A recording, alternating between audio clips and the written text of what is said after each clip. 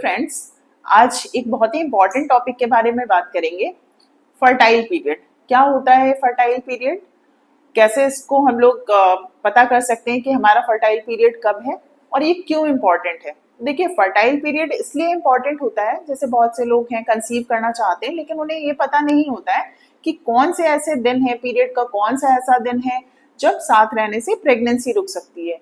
तो इस अवेयरनेस नहीं होती है इसकी, तो लोग कंसीव नहीं कर पाते। उन्हें लगता है, जब क्या होता है कि फर्टाइल पीरियड में मान लीजिए वो साथ नहीं रहे और उससे पहले या उसके बाद में साथ रहने का कोई मतलब नहीं होता है।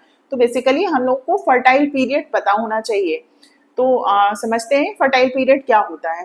फर्टाइल पीरियड समझने के लिए हमें पता होना चाहिए कि हमारा ओवुलेशन कब होता है। ये ओवुलेशन क्या होता है? जो ओवरी है हमारे दोनों तरफ, यूट्रस के दोनों तरफ ओवरीज होती हैं। हमारे हर महिला में 2 ओवरीज होती हैं। हर महीने एक ओवरी से एक एग रिलीज होता है। कभी वो राइट से हो सकता है और नेक्स्ट मंथ वो लेफ्ट से हो सकता है। तो जो एग रिलीज होने का दिन होता है उसको ओवुलेशन डे कहते हैं। ये ओवुलेशन कब होता है? तो देखिए, जिनका पीरियड नॉर्मल है, मतलब जिनकी साइकिल 28 डेज या 30 डेज की है, उनके लिए ये जानना बहुत ही आसान हो जाता है। ओवुलेशन नेक्स्ट पीरियड आने के 14 दिन पहले होता है। वो 14 दिन प्लस माइनस 1-2 दिन हो सकता है, वैसे 14 दिन ही माना जाता है। तो जैसे मान लीजिए किसी का पीरियड 28th को आना है, तो वो उसका ओवुलेशन डे हम लोग कैसे कैलकुलेट कर सकते हैं? तो आइए समझते हैं। जैसे 28th को आना है, ये 28 अप्रैल है, इसमें आपका पीरियड आना है, तो हम लोग इससे 14 दिन पहले हमारा ओवुलेशन होगा। तो ये देखिए 28 है, 1st, 2nd, 3rd, 4th, 5th, 6th, 7th, 8th, 9th, 10th, 11th, 12th, 13th, 14th, मतलब 14वां दिन हमारा पड़ रहा है 15 तारीख को।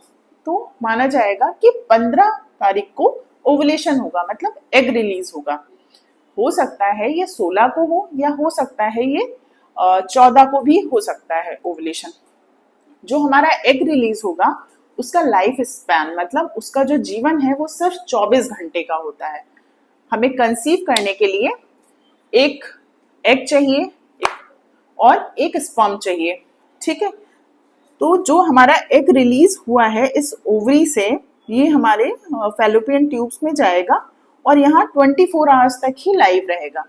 तो इस 24 आवर में मान लीजिए स्पर्म आकर इससे फर्टिलाइज हो जाता है, तो हमारा जाइगोट बन जाएगा और वो बेबी में इम्प्लांट हो जाएगा, यूट्रस में जाकर हमारा इम्प्लांट हो जाएगा और आगे चलकर वही बेबी बनेगा। जो स्पर्म होता है उसकी लाइफ होती है 3 to 5 डेज। तो एग रिलीज होने के मान लीजिए 3 से 5 दिन आप साथ में थे तो कंसीव होने का चांस बढ़ जाता है। एग रिलीज होने के बाद आप साथ में हैं तो चांस बढ़ जाता है, लेकिन जो एग है वो 24 घंटे तक ही लाइव रहेगा। तो क्या माना जाता है कि अगर ओवुलेशन से 3 से 5 दिन पहले या ओवुलेशन के 3 से 5 दिन बाद तक रिलेशन में रहते हैं तो कंसीव होने के चांसेस बढ़ जाते हैं।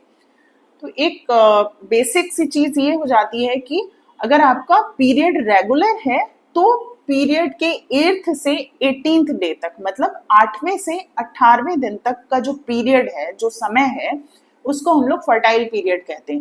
मतलब इसमें कंसीव करने की क्षमता ज्यादा होती है, या यूं समझिए कि इसी पीरियड में ही कंसीव कर सकते हैं। इससे पहले या इससे बाद में बच्चा ठहरने का चांस नहीं होता है। तो फ्रेंड्स, आई होप आपको ये फर्टाइल पीरियड का जो कॉन्सेप्ट है वो समझ में आ गया होगा। लेकिन अगर फिर भी आपके कोई क्वेश्चंस रह जाते हैं, कोई कंफ्यूजन होता है, कोई डाउट होता है और आप पूछना चाहते हैं तो आप हमें कमेंट सेक्शन में पूछ सकते हैं। अगर आपको ये वीडियो पसंद आता है तो इसे लाइक करें, शेयर करें और चैनल को सब्सक्राइब करें। वीडियो देखने के लिए थैंक यू।